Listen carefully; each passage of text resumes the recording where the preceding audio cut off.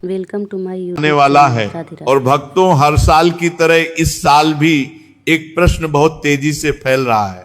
कोई कह रहा है कि मकर संक्रांति 14 जनवरी को है तो कोई 15 जनवरी बता रहा है।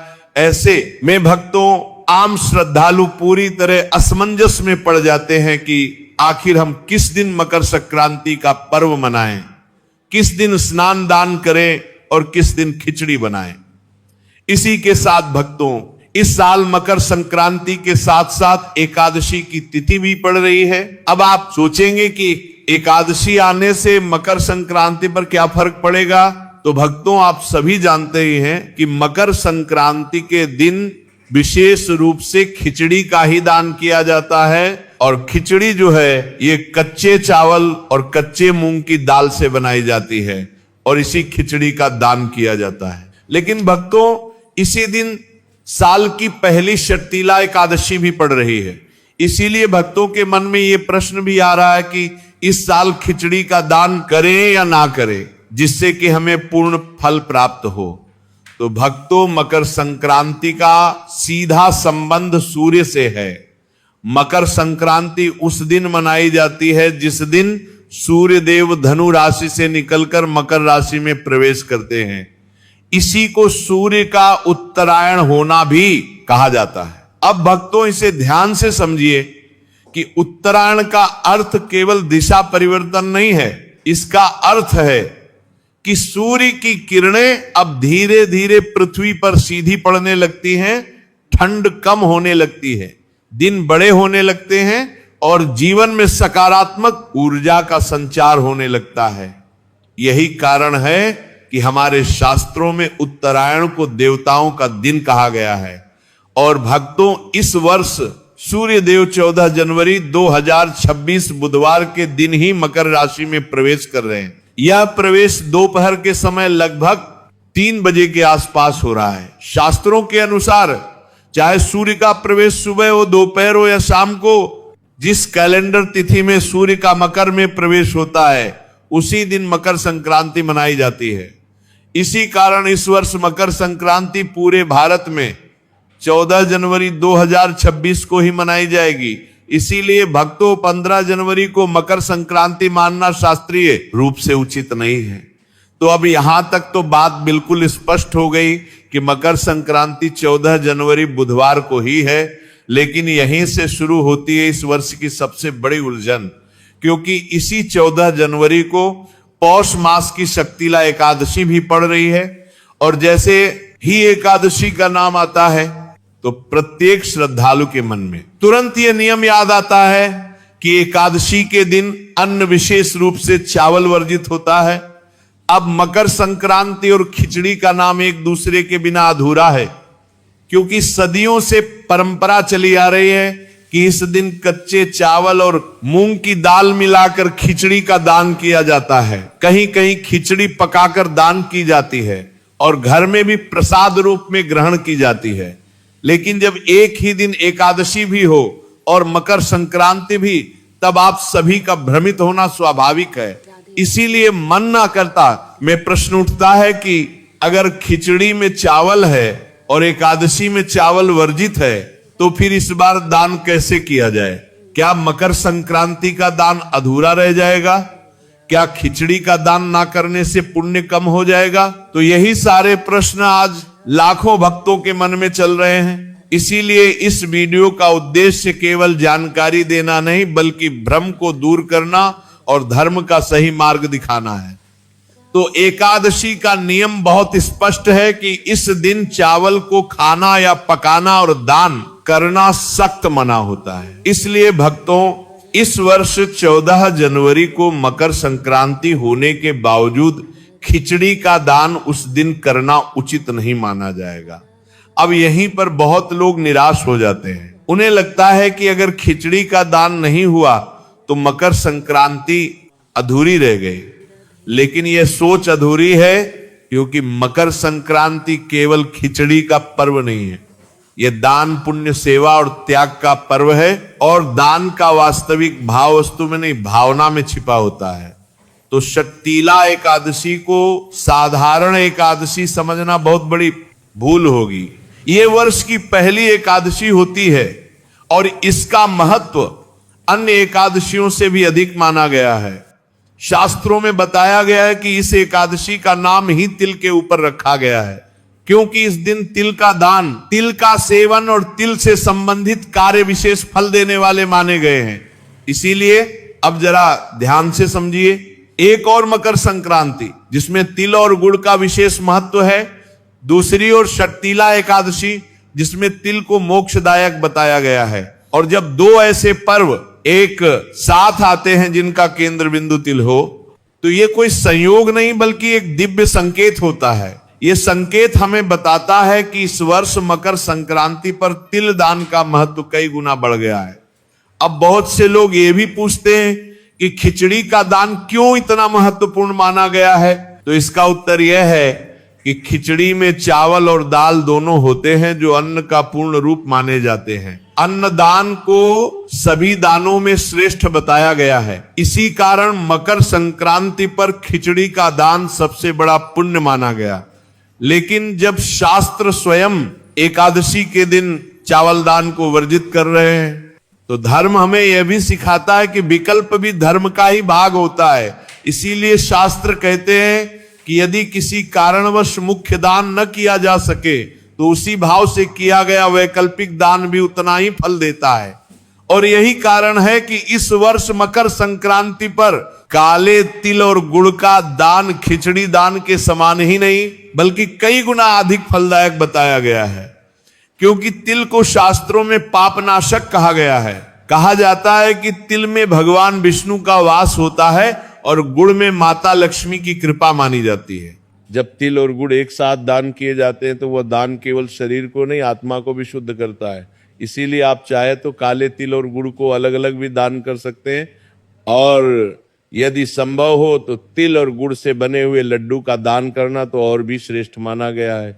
अब यहाँ एक बात बहुत जरूरी है, कुछ लोग सोचते हैं कि अगर हमने 14 जनवरी को खिचड़ी का दान नहीं किया तो 15 जनवरी को कर ले ताकि मन को संतोष मिल जाए। तो भक्तों, शास्त्रीय रूप से देखें तो 15 जनवरी को खिचड़ी का दान किया जा सकता है, उसमें भी कोई दोष नहीं है। लेकिन मकर संक्रांति का विशेष पुण्यकाल 14 जनवरी को ही होता है। इसलिए यदि आपको पूर्ण फल चाहिए तो 14 जनवरी को ही तिल गुड़ का दान करना सर्वोत्तम रहेगा। अब यह भी समझना जरूरी है कि दान केवल वस्तु देने का नाम नहीं है।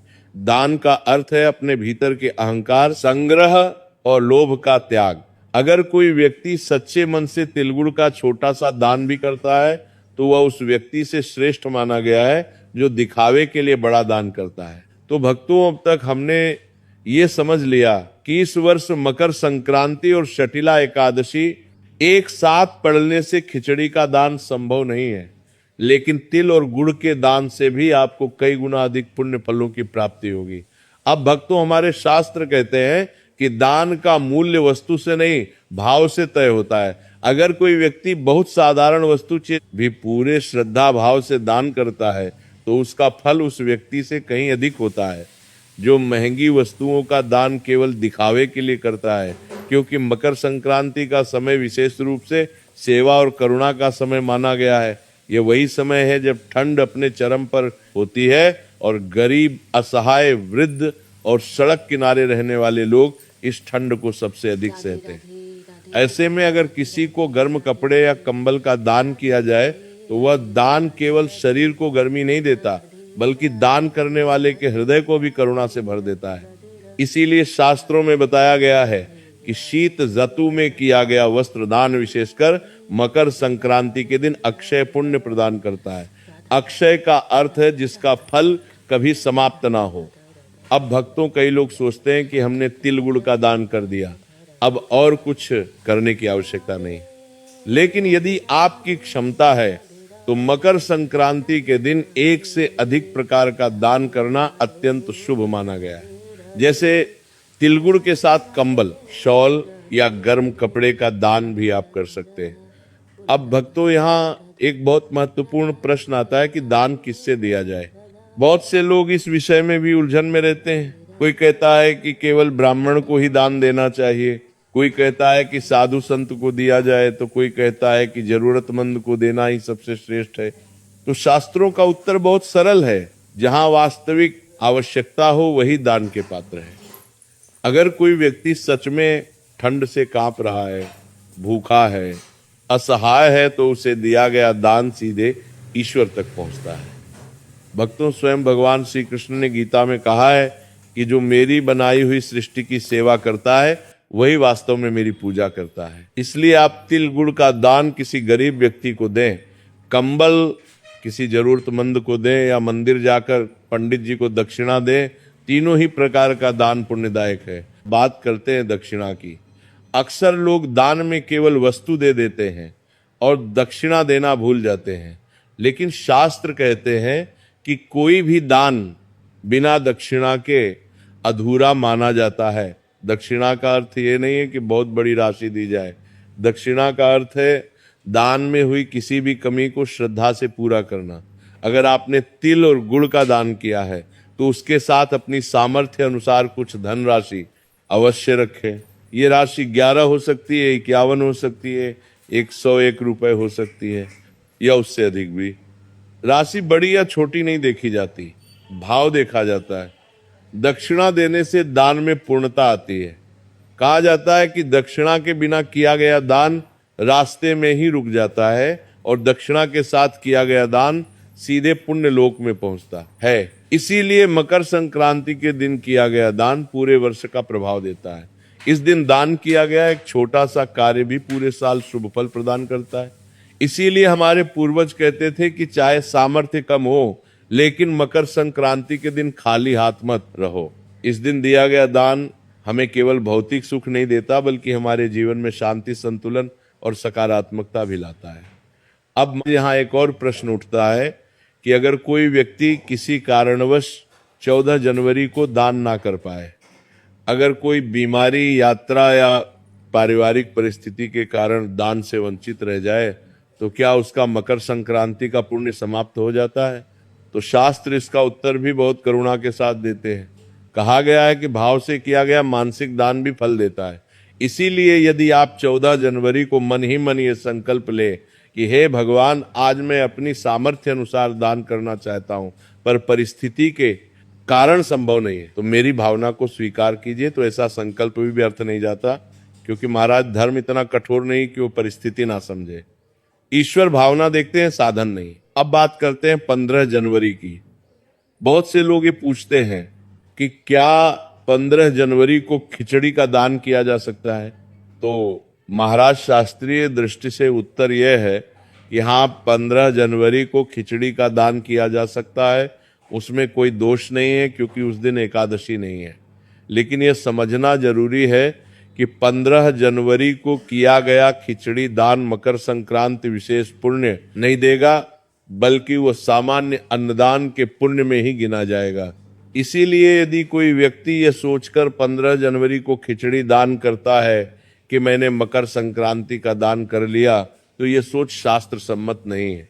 मकर संक्रांति का विशेष पुण्यकाल 14 जनवरी को ही है, और इस वर्ष उस पुण्यकाल में तिल, गुड़, वस्त्र, कंबल और सेवा का दान ही श्रेष्ठ माना गया है। अब कुछ सावधानियां भी जान लेना बहुत आवश्यक है। दान करते समय कभी भी अहंकार ना रखें।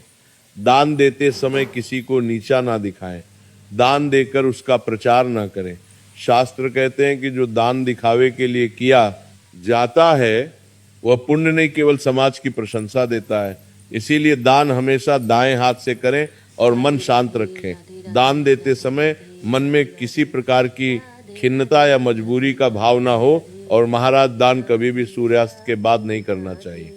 विशेषकर मकर संक्रांति जैसे पर्व पर प्रातः स्नान करके स्वच्छ वस्त्र धारण करके दान करना सबसे उत्तम माना गया है। अब अंत में एक बहुत सुंदर बात, मकर संक्रांति केवल दान का पर्व नहीं है, ये दिशा बदलने का पर्व है। जैसे सूर्य अपनी दिशा बदलता है, वैसे ही हमें भी अपने जीवन की दिशा बदलनी चाहिए। क्रोध से शांति की ओर, लोभ से संतोष की ओर और स्वार्थ से सेवा की ओर। अगर इस मकर संक्रांति पर आपने अपने भीतर थोड़ा सा भी सकारात्मक परिवर्तन कर लिया, तो समझिए कि आपने सबसे बड़ा दान कर दिया। अंत में यही कहना चाहूंगा कि इस वर्ष 14 जनवरी 2025 बुधवार के दिन ही मकर संक्रांति है। एकादशी होने के कारण चावल और खिचड़ी का दान इस दिन ना करें। इसके स्थान पर तिल, गुड़ के लड्डू, कंबल, वस्त्र और सेवा का दान करें। दान के साथ सामर्थ्य अनुसार दक्षिणा अवश्य रखें।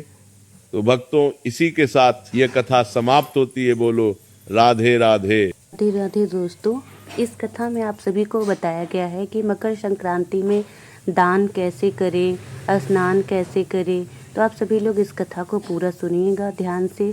और अगर आप सभी को वीडियो अच्छा लगे तो लाइक करिएगा, सब्सक्राइब करिएगा, वीडियो को शेयर करिएगा।